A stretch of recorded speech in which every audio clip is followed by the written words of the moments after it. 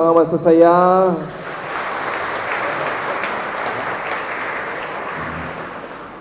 Dami nyo Pumalakpak yung mga kontento sa buhay.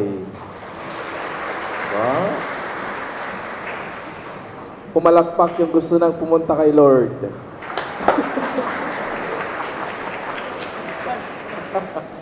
Kailan nyo gustong pumunta? Kasi pumalakpak kayo Anyway, alam nyo, sabi ng Panginoon sa Beatitudes, no? Happy are those who trust in the Lord. Ibig sabihin, ang goal natin sa buhay is to find happiness. Tama ba ako? Yes? Gusto nating maging maligaya, hindi lamang yung ating sarili. Sa mga magulang dito, gusto niyo ring lumigaya ang inyong mga anak. Tama ba ako? And when we are happy, when we reach that place where we can say, yes, I'm happy with my life, I'm happy with my family, then we have peace. But my brothers and sisters, happiness is not a thing, it's not a feeling that it gives you true peace. Sapagkat pwede kang maging masaya ngayon, pero pag tinanggal yung dahilan kung bakit ka masaya, ay magiging malungkot ka na. Alam niyo ba yung mga languages of love? Alam niyo yan? The 5 languages of love? Kung saan nafe-feel natin na tayo ay minamahal kapag tayo ay nagagawa ng ganitong bagay. One is, it could be words of affirmation. So pag pinupuri ka, pinapasalamatan ka, you feel good, you feel loved. Pag sinasabihan ka ng iyong mga anak, asawa mo, I love you, you're beautiful. Kapag naman nireregaluhan ka ng maraming bagay, o kaya binibigyan ka ng pera, you feel love. No? Others, they want a deeper relationship. Others, they want physical touch. Others, they want deep conversation. Different ways of feeling happiness.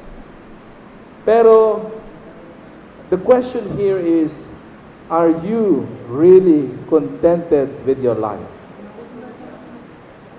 That is a deeper question. Kung saan ang tinatanong dito is, yes, kontento na ako sa buhay ko. And kung kukunin man ako ng Panginoon ngayon, I'm ready. Kanina may mga pumalakpak nagsabing, gusto niyo na bang makita si Lord? Pumalakpak kayo Kasi ibig sabihin, kontento na ba kayo sa buhay? So kapag kontento ka na sa buhay, talagang mafe-feel mo, this world can no longer gives you that meaning. Only God can gives you a deeper reason to live. Ito po yung experience ni Saint Therese of Lisieux at a very young age. Ang sabi niya, Lord, kunin mo na ako. No, it's always her prayer, Lord, take me. Kasi na-feel niya that the world cannot suffice the needs and the desire of her heart. Kasi ang gustong-gusto niya talaga ay ang Diyos. Once you know and discover God in your life, this world will become secondary. Pero kapag ang priority nyo pa rin ay itong mundong ito, lahat na mo ibinibigay ng mundo, the beauty, the material things, the relationships that you have, it means to say that you still have a room to grow. And I believe 99.9% nandun pa rin tayo sa pangalawa. We love this world. Because we love our families, we love the good things that the world is providing for us. And we're still in that process of searching God in the midst of everything. So, the gospel today, sabi ng Panginoon, you are the light of the world, or you are the salt of the earth. Natin yung salt. Alam mo, ang asin ay hindi niya kayang pasarapin ang kanyang sarili. No? Kasi kapag yung asin, lalagyan pa niya ng asin ang sarili na, yung anong lasa? Sobrang alat. Pag di ka maligo, anong alasa mo? Maalat. So you cannot. It's the same way with the light. The light is already its own light. You cannot light your own light. You can only become beautiful and meaningful if you do what you have to do. Sabi nga nila, kaya yung mga stars sa langit, hindi natin sila napapansin during the day. No matter how beautiful they are in the sky, we cannot appreciate them because of the sun. You go to a place when it's so dark, and you will see the beauty of the stars. Doon mo lamang ma-appreciate ang kanilang kagandahan. Kaya minsan, sabi nga nila, if you want to know your worth, don't go to people who doesn't care for you, who doesn't appreciate you and need you. Go to people who can appreciate your worth, and that you will feel that you're really blessed. That you're blessed. So, ang asin, the salt. So, ano pang silbi ng asin kung hindi na siya maalat? Wala na. Ang sabi ng Panginoon, itatapon na lamang kasi it's useless. Kaya ang buhay mo, kapag wala ng worth yung buhay mo, anong silbi pa niyan? Wala na. Paano nagiging hindi makabuluhan ang buhay ng isang tao? Kapag ang lahat ng ating ginagawa ay para lamang sa ating sarili. We become salt, salting ourselves. Walang silbi. Kasi darating ang panahon na makikita mo, ang mahalaga lang sa buhay mo ay sa'yo. Yes, maaaring sabihin nila, uy, napakayaman naman yung taong yan. Pero napakadamot. Meron ba kayong mga kamag-anak na mayayaman pero madadamot? Ang daming tumatango, oh. O kaya isa kaya kayo sa mga mayayaman pero madamot kayo. Alam mo, pag meron kang mga kamag-anak na ganon, lalo-lalo kapag talagang legitimate yung pangangailangan at lumapit ka at sinabi nilang walang-wala sila, pero alam mo namang meron. Di ba lang sila nagbigay kahit konti? Ang sasabihin nila sa iyo ay, ang damot naman ng pamilyang yan. Ibig sabihin, yung iyong buhay, hindi nagbigay ng liwanag sa taong nasa pangangailangan. Our goal in life, my brothers and sisters, is to become light for others. Para tayong kandila, habang tayo natutunaw, unti-unti, lalong lumiliwanag ang ating ilawan. Ang isang taong ayaw magsakripisyo, ayaw matunaw, ayaw magpakumbaba, kailanman hindi liliwanag ang iyong ilawan, wala kang madadala sa gitna ng kadiliman. You need to be a light for other people.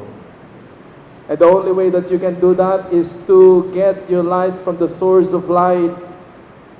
Alam mo, ang isang taong alam mo, ang pagtulong sa kapwa, masarap din talaga yung pakiramdam. Masarap pakiramdam yung tumulong sa kapwa. Sabi nga sa Proverbs, it's better to give than to receive. Kaya marami pong mga mababait, maraming mga nagbibigay kasi they know the feeling of someone who can help. They know also the feeling of someone who is in need. Kaya, bigay ka ng bigay. Pero kapag walang Diyos sa iyong pamimigay, mapapagod ka.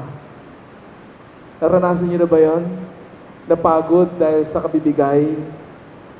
Pero kapag kasama mo ang Panginoon sa iyong pagbibigay, yes, merong moment na napapagod ka, pero when you pray again, and you ask yourself, bakit ba ako nandito? What is the purpose of my life? Babalik ka ulit sa dati. The beauty and the person that God wants you to be.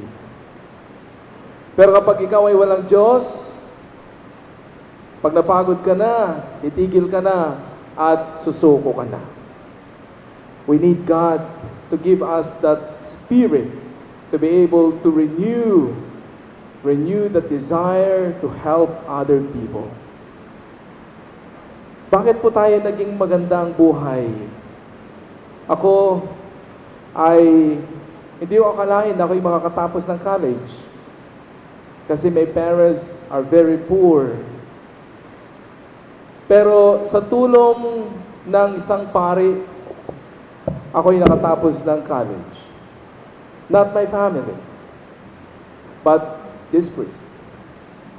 Kaya sa akin, napakahalaga yung education because I was once a recipient of that love. Kaya ngayon, ako yung means para magkaroon ng mga scholars sa parokya. Gusto kong ibalik sa kanila yung naramdaman ko. Kasi naramdaman ko kung anong ibig sabihin ng walang-wala, ng walang pag-asa, and yet someone came in. Hindi ko siya kamag-anak, pero he came in to give me life and hope. No? So when you experience that in your life, no, my brothers and sisters, talagang wala kang ibang gagawin kundi magpapasalamat sa Panginoon.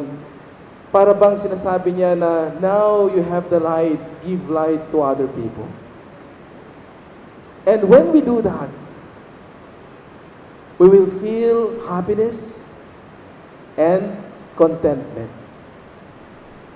Maraming tao ang daming pera, ang daming zero sa kanilang bank account, pero hindi kontento sa buhay. Bakit hindi sila kontento sa buhay? Kasi they don't know Jesus. They don't know God. Kasi ang Diyos, kapag kilala mo siya, ang sasabihin sa iyo ng Panginoon is, hey Ray, ang buhay mo ay mayroong limitado, ay may limitasyon. May limitasyon lamang ang pwede mong kainin. Kaya hindi ka pwedeng, kahit marami kang pera, ay bili ka ng bili ng pagkain, mamamatay ka. May limitasyon lamang ang iyong pagtulog. Hindi ka pwedeng matulog ng 48 hours na hindi gumigising. May limitasyon lamang ang mga pwede mong gamitin sa iyong katawan. We have limitations. God put those limitations for our own goodness. And if you know that limitations, you will know how to thank God. And for those people who really know God in their life, like our saints, ang hiniling sa kanila ng Diyos is not to be attached to this world. Not to be attached to this world. Detach yourself from money. Detach yourself from power. Detach yourself from prestige. Detach yourself from glory. Yun ang mga hinihingi ng Panginoon. Kaya nga, if you know God, the more that you will detach yourself and live simply and humbly because you know Jesus. Because you know Jesus. And when you're able to do that, makikita mo, life is not heavy. Magaan ang buhay kapag simple ang pamumuhay. No? Magaan ang buhay kapag simple lamang ang gusto natin sa buhay. Ang mahirap daw at nagpapahirap daw sa atin is too high expectations. Mataas ang expectation natin sa buhay. Mataas ang expectation natin sa ibang tao. At minsan, mataas ang expectation natin sa ating sarili. Na sometimes ito yung nagpapabigat sa atin, bakit? Hindi tayo masyadong nagpapasalamat kung ano yung pinagkakaloob ng Diyos. No? Live simply and expect little. Expect less. And when you have that grounding in God, pakikita mo, you will shine. Like that lamp. Sabi doon, ang buhay daw ng isang lampara ay laging inilalagay kung saan siya nakikita. Kaya minsan yung buhay natin, meron ba kayong kakilala na minsan siya yung pinag-uusapan kasi mabait yung taong to. May mga taong mababait sapagkat marunong silang tumulong sa ibang tao. Meron namang mga taong mabait kasi binibigay nila yung oras nila para sa ibang tao. Meron ibang taong mababait sapagkat nagdadasal sila para sa ibang tao. No? There are people like that, and God wants us to be like that. My brothers and sisters, live a life that is pleasing to God. And in that challenge, we need to pray for one another. Kaya kailangan natin yung misa. Kasi sa misang ito, ay binibigyan tayo ng Diyos ng lakas. Kaya nananalangin tayo sa bawat isa, sapagkat alam natin na tayo'y mahihinang nilalang. Kaya we're here together as community, praising the Lord, lifting all our weaknesses and brokenness and sinfulness to God, and asking the Lord to bless us, to anoint us, and to send us. Amen.